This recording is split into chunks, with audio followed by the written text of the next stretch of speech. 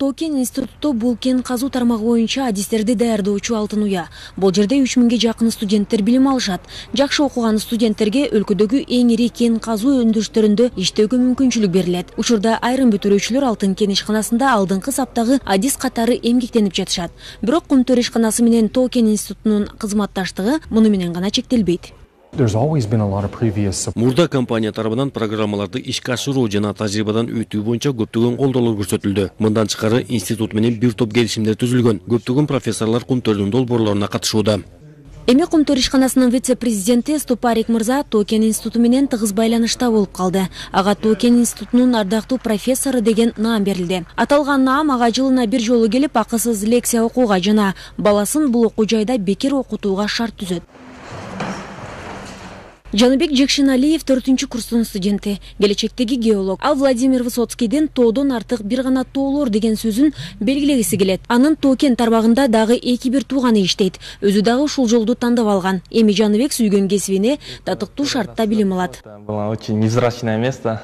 Биринчи жолу бул жерге келгенимде кейпи келишкен эски имарат болчу. Терезелери дээрлик чириген, шыптары түшүп кетчүдөй болуп турган. Азыр болсо жапжарык жана кенен. Бул жерде окууда жагымдуу болуп калды.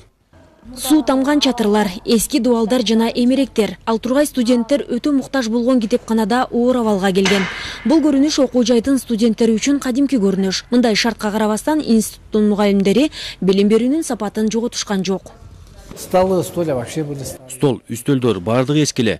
Азыр биз оңдоп түзөө иштерин аяктап бардыгын алмаштырдык. Таких ремонтов. Институттун бул корпусунда ушуга чейин мындай оңдоп түзөө иштери эч качан жасалган эмес. Китепкананын ачылганына эле бери дегенде 30 жылдан ашты. Мен өзүм бул окуу жайды 31 жыл мурун аяктагам. Ошондуктан бул жерде оңдоп түзөө иштери такыр жасалбагандыгын жакшы билем. Кумтөр компаниясы 1,5 миллион сом бөлүп берип, ал каражатка китепкана жана 2-чи корпустагы окуу аудиториялары оңдоп түзөөдөн өттү. Келечектеги Тоо-Кенчилерге шарт түзүү керек. Антпесе алардын билим алуусуна түздөн-түз терс таасирин тийгизет.